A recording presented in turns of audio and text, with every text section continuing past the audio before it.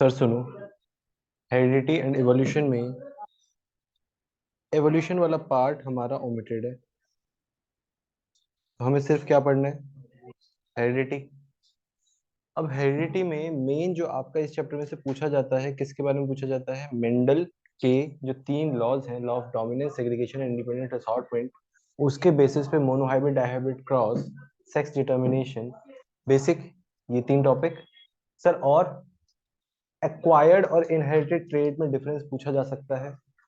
Sir बस इतनी ही चीजें हैं जो इस चैप्टर में आपको समझनी और पढ़नी है। सर फिर इतने में खत्म हो जाएगा? हाँ, इतने में खत्म हो जाएगा। मेंडल कोई आदमी है? हाँ,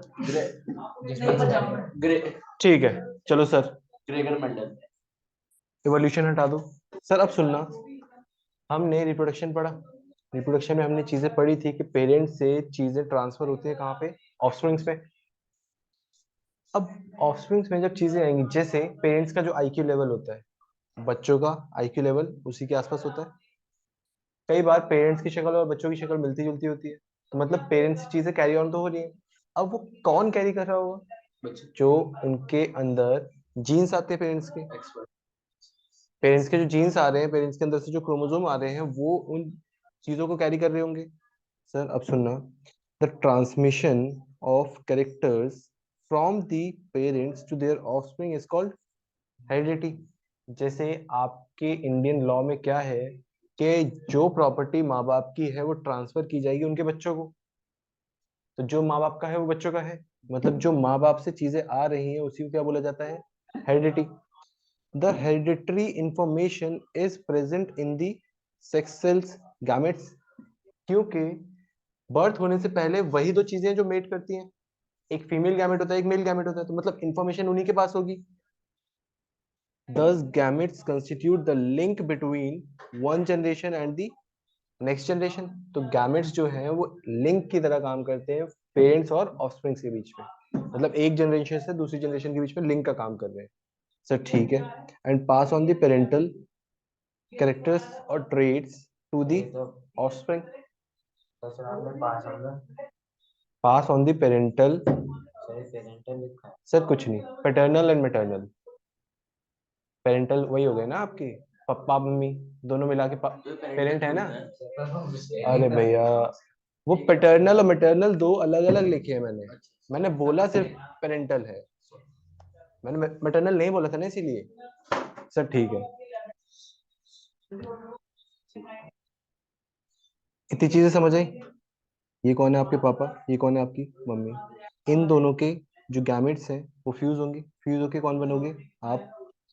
तो जो इंफॉर्मेशन मम्मी से आएगी उसे हम क्या बोलेंगे? Maternal information. जो इंफॉर्मेशन पापा से आएगी उसे हम क्या बोलेंगे? Paternal information. कैरी कौन करेगा? गैमेट। ट्रांसफर किस में होगी? ऑफस्प्रिंग में। इसको क्या बोला जाता है? हेरिडिटी। पेरेंट्स से ऑफस्प्रिंग में चीजें ट्रांसफर होने को हम क्या बोलते हैं? हेरिडिटी। सर क्या इस ट्रांसफर में कुछ वेरिएशंस भी हो सकते हैं? सेक्सुअल रिप्रोडक्शन जब हमने पढ़ा था, उसका मेन कैरेक्टरिस्टिक्स यही पढ़ा था कि उसमें वेरिएशंस होते हैं, उसमें चेंजेस आते हैं। क्या आप एग्जैक्टली अपने पेरेंट्स की तरह दिखते हो?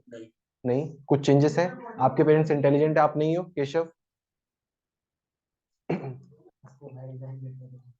बताओ, भाई बहन भी इंटेलिजेंट है, हम नहीं है, तो मतलब कुछ ना कुछ तो चेंजेस हो रहे हैं ना। उसी को क्या बोलते हैं? वेरिएशन।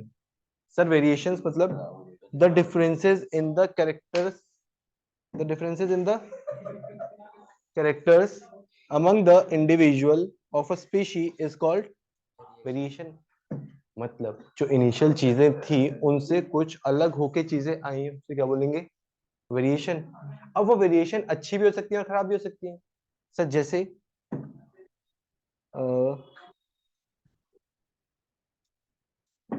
अभी के जो ऑर्गेनिजम्स हैं वो ज्यादातर कोविड रेजिस्टेंट हो गए। सर तो जो आगे ऑफस्प्रिंग आएंगे, चांसेस है कि वो कोविड रेजिस्टेंट पैदा हो। चांसेस है कि नहीं है? अगर आपकी बॉडी में वो चेंजेस सोमेटिक सेल्स की बजाय गैमेटिक सेल्स में चले जाएंगे, जर्म सेल्स में चले जाएंगे। सर सुन तो लो पहले मेरी बात, एक बार करे जा रहे हो। सर 2 तरह के सेल्स होते हैं आपकी बॉडी में, एक होता है सोमेटिक, दूसरा होता है गैमेटिक या फिर germ cells. Sir germ cells जो आपके गैमेट्स बनाते हैं। सर ठीक है, अगर आपकी बॉडी में जो चेंजेस हुए हैं वो सोमेटिक में ना होके किस में हुए हो, जर्म सेल्स में, तो चांसेस हैं कि वो गैमेट के थ्रू आगे ऑप्शन में ट्रांसफर हो सकते हैं। सोमैटिक में सोमेटिक मतलब जो आपके गैमेट्स के अलावा बाकी सारे सेल्स, स्किन सेल्स हो गए, ब्लड सेल्स हो गए, ये सारी चीजें। सर चांसेस है ना, अगर जर्म सेल में चेंजेस हुए हैं तो वो गैमेट के थ्रू आगे ऑफस्प्रिंग में जा सकते हैं, वेरिएशंस हो सकती हैं। तो मैंने मान लिया कि कोविड रेजिस्टेंट जो वेरिएशन है वो किस में आई थी, जर्म सेल में हुई थी, तो मतलब आगे जो ऑफस्प्रिंग्स आएंगे वो कोविड रेजिस्टेंट होंगे। मतलब आगे वाली ऑप्शन के लिए वो अच्छी वेरिएशन है। अब हुआ क्या, एक वेरिएशन ऐसा हुआ कि खाना कम होने की वजह से लोगों की हेल्थ खराब होने लगी, वो वेरिएशन चला गया जर्म सेल्स में, तो वो आगे ट्रांसफर होगा ऑप्शन में। क्या ये अच्छा है? नहीं। तो वेरिएशन कैन बी गुड और कैन बी बैड, दोनों ही चीजें हो सकती हैं। जो डिफरेंसेस आएंगे उसे हम क्या बोलेंगे, in most of the people the ear lobe is hanging and it is called free ear lobe. Sir ये क्या है, आपने ये देखा होगा ईयर जो है आपका पिन्ना वाला पोर्शन, वहां पे जो ईयर लोब है कईयों का जॉइंटेड होता है, कईयों का फ्री होता है। मेरा जो है वो जॉइंटेड है, जैसे यहाँ से ही देखोगे तो जॉइंटेड है, कईयों का फ्री होता है, जैसे इधर करना फेस। सर किसी का भी फ्री नहीं है क्लास में, चिराग का देखो, चिराग का फ्री है ये लोग, मतलब ये जो पार्ट है उसका अलग से, ये देखो फ्रीली लटकता है उसका। सर मेरा नहीं मेरा हाँ, चिराग का, तन्मय का, इनका ईयरलोब फ्री है। जैसे कि आप अपना ईयरलोब चेक कर सकते हो क्या वो परफेक्टली जॉइंटेड है या फिर फ्री है। बंदा कैमरा खोलो सर ठीक है, तो ईयरलोब अगर जॉइंटेड है तो उसे हम क्या बोलेंगे, अटैच्ड ईयरलोब। अगर वो फ्री है तो उसे हम क्या बोलेंगे, free earlobe. In free earlobes and attached earlobe are the two variations found in human population. तो ह्यूमन पॉपुलेशन में ये दो वेरिएशंस है, किसी में जॉइंटेड होगा, किसी में फ्री होगा। सर अगला टॉपिक क्या है, एक्यूमुलेशन ऑफ वेरिएशन। जैसे जैसे ये वेरिएशंस एक्यूमुलेट होती रहती है और एक टाइम ऐसा आता है कि इन वेरिएशन की वजह से एक नई स्पीशीज बन जाती है। सर जैसे आपको बताया जाता है कि आप किससे आए हो, एप से, एप या चिंपैंजी, सर चिंपैंजी बोला जाता है, मतलब बेसिकली बंदर बोला जाता है, छोड़ो, बंदरों से आए हो। लेकिन क्या अब आप बंदरों के साथ रिप्रोडक्शन कर सकते हो? सर पॉसिबल ही नहीं है। सर क्यों, क्योंकि जीनोमिक सीक्वेंस चेंज हो गया आपका। तो जब आप रिप्रोडक्टिवली आइसोलेट हो जाते हो अपनी पुरानी स्पीशीज से, तब हम बोलते हैं कि नई स्पीशीज बन गई है। और ये होता किसकी वजह से, एक्यूमुलेशन ऑफ वेरिएशंस की वजह से। आप एक ही बार में तो बंदर से इंसान नहीं बन गए होगे, कई सारी स्टेजेस निकली हैं, अर्ली मैन, निएंडरथल्स, तो ये सारी चीजें निकली हैं, उसके बाद आप आज के ह्यूमन बीइंग्स जो बोले जाते हैं उस फॉर्म में हो। The variations produced in organism during successive generations get accumulated in the organism. The significance of variation shows up only if it continues to be inherited by the offspring for several generations. जो variations हैं उनके significance तभी पता चलेंगे जब वो over the period of generation inherit होंगी। अब ऐसा नहीं है कि आपकी जनरेशन में है, अगली जनरेशन में वो नहीं आई, फिर अगली में आ गई, फिर नहीं आ रही 2-4 साल तक। 2-4 साल में नहीं जनरेशन 2-4 साल मतलब 2-4 जनरेशन है आपके लिए, ठीक है। तो अगर वो कंटिन्यू है तभी, the great advantage of variation to a species is that it increases the chance of its survival in changing environment. अगर आपके अंदर वेरिएशंस हो रहे हैं, ज्यादातर हम मानते हैं कि वो बू नहीं है, मतलब बेसिकली हेल्पफुल है आपके लिए, तो चेंजिंग एनवायरनमेंट में वो आपको अडाप्ट करने के लिए, सर्वाइव करने के लिए हेल्पफुल होते हैं। ठीक है सर, अब इस चैप्टर को पढ़ने से पहले कुछ ऐसी टर्म्स हैं जो आपको समझ आनी चाहिए। सर पहली क्या है, chromosome. Chromosome is a thread like structure in the nucleus of a cell formed of DNA which carries the, sir इस तरीके का स्ट्रक्चर आपका डीएनए होता है, डबल हेलिकल स्ट्रक्चर। लेकिन जब आप सेल देखते हो, सेल के अंदर न्यूक्लियस देखते हो, न्यूक्लियस में ये थ्रेड लाइक ऐसा स्ट्रक्चर पड़ा होता है, इसे हम बोलते हैं क्रोमैटिन फाइबर। इसे हम क्या बोलते हैं, क्रोमैटिन फाइबर। फिर जब सेल डिवीजन का टाइम होता है ये अपने आप को अरेंज करता है, एक ऐसे रॉड लाइक स्ट्रक्चर बनाता है, क्रॉस, सर ऐसे और ऐसे क्रॉस लाइक स्ट्रक्चर बनाया है, इसे हम क्या बोलते हैं, क्रोमोसोम। ठीक है, जब वो थ्रेड लाइक स्ट्रक्चर पड़ा हुआ था तब हमने उसे क्या बोला, क्रोमैटिन फाइबर। लेकिन सेल डिवीजन के टाइम पे वो कंडेंस होता है, क्रॉस लाइक स्ट्रक्चर बनाता है, उसे हम क्या बोलते हैं, क्रोमोसोम। अब इस क्रोमोसोम के अंदर होता क्या है, डीएनए एंड जीन्स।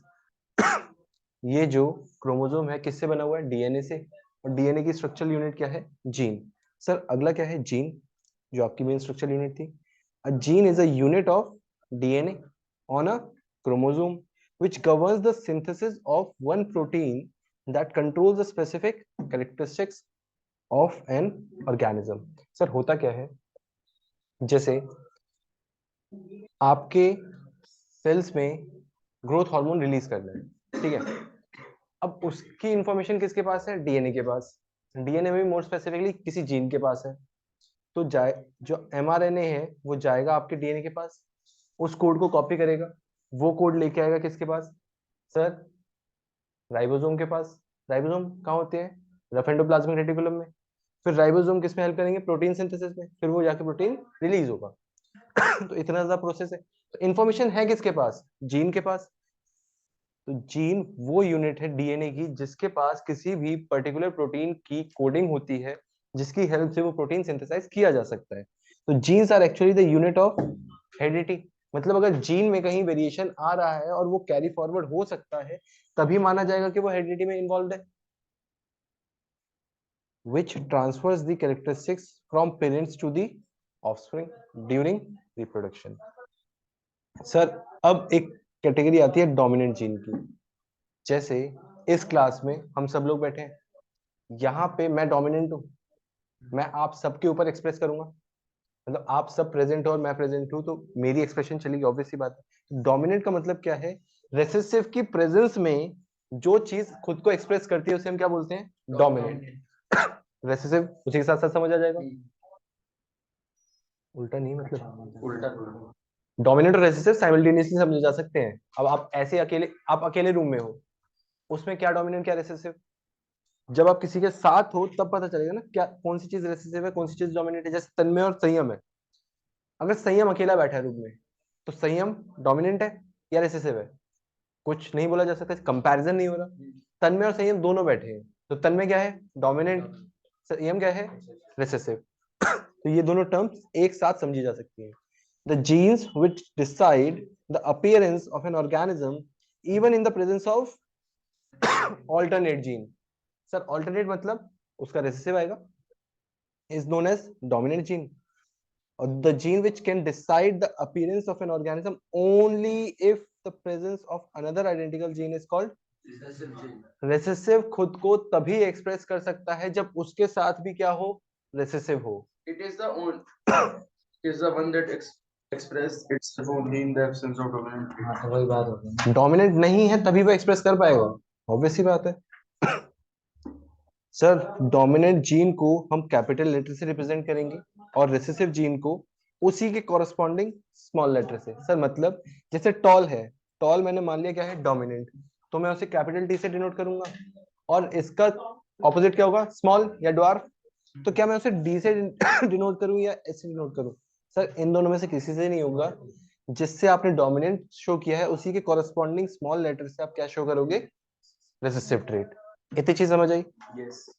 सर अगला टॉपिक क्या है आपका, जीनोटाइप। सर उससे पहले ना फिनोटाइप समझा दो। सर फिनोटाइप मतलब जैसे आपने देखा 50 मैंगो ट्रीज खड़े हैं, अब आपने देख के बताया कि कितने टॉल हैं, कितने शॉर्ट हैं, कितने मीडियम हाइट के हैं, सिर्फ देख के बताया होगा ना, मतलब फिजिकल अपीयरेंस के बेसिस पे। अब आप उनके जीनोमिक सीक्वेंस में तो गए नहीं कि कौन सा जीन प्रेजेंट था इसके अंदर, तो जब आप देख के चीजें बताते हो उसे क्या बोलते हैं, phenotypic ratio. The characteristics which is visible in an organism is called phenotype. Observable physical appearance. हाँ हाँ ठीक है, रुक जाओ थोड़ी देर। सर जीनोटाइप में क्या है, जब आप उसकी जीनोमिक सीक्वेंस चेक करते हो कि कौन से जीन्स प्रेजेंट थे। अब जैसे टॉल है, दोनों डोमिनेंट होंगे तब भी टॉल ही दिखेगा, एक डोमिनेंट एक रिसेसिव होगा तब भी टॉल ही दिखेगा, फिजिकल अपीयरेंस तो टॉल ही होगी। लेकिन जब आप जीनोमिक सीक्वेंस में जाओगे आप चेक करोगे कि दोनों डोमिनेंट थे, या एक डोमिनेंट एक रिसेसिव था, या दोनों रिसेसिव थे, तब जाके आपको क्या पता चलेगा उसके जीन्स की स्ट्रक्चर। उसी को हम क्या बोलते हैं, जीनोटाइप। तो genotype is the description of genes present in an organism. ये चीज समझ आई। अब जब इसी के साथ रेशियो निकाल देते हो तो उसे जीनोटाइपिक रेशियो बोल देते हैं और फिनोटाइपिक रेशियो बोल देते हैं। सर F1 जनरेशन और F2 जनरेशन क्या है? जैसे आपके पेरेंट्स है, आपके पेरेंट्स यहाँ पे, उनके अंदर गैमेट्स बने होंगे, गैमेट्स जब फ्यूज हुए तब आप बने, तो आपकी जो जनरेशन है वो क्या हो जाएगी, F1 जनरेशन, फर्स्ट जनरेशन। फिर आपकी जनरेशन में जब मैरिजेस होंगी, वहां गैमेट्स बनेंगे, फिर उसके बाद ऑफस्प्रिंग बनेंगे, तो वो क्या हो जाएगी, F2 जनरेशन। तो व्हेन लेकिन हम किसी को बेस मान के चलते हैं, जैसे अभी मैंने आपके पेरेंट्स को बेस माना, फिर अगर मैं आपको बेस मानूंगा तो आप पेरेंट हो जाओगे, आपके आने वाली जनरेशन फर्स्ट जनरेशन, उसके बाद सेकंड जनरेशन, इस तरीके से। तो इससे क्वेश्चंस कुछ नहीं बनेंगे, आपको चीजें समझाने के लिए, इस चैप्टर को समझने के लिए ये कुछ टर्म्स हैं जो समझ में आनी चाहिए, क्वेश्चन नहीं आएंगे यहाँ से। When the two parents cross breed to produce progeny, sir progeny क्या होता है, offspring, then their progeny is called first filial generation। जो F आया है वो F filial के लिए आया है, ऐसे टर्म है, जैसे केशव एक नाम है, उसी तरीके से फीलियल एक नाम है, तो ठीक है। और F1 generation, when the first generation progeny cross among themselves to produce second generation progeny, then this progeny is called F2 generation। Sir यहाँ तक चीजें समझ आई? इतनी चीजों में कोई डाउट? सर नहीं, आपके पास 4 मिनट है, जल्दी से रिवाइज कर लो सारी चीजें।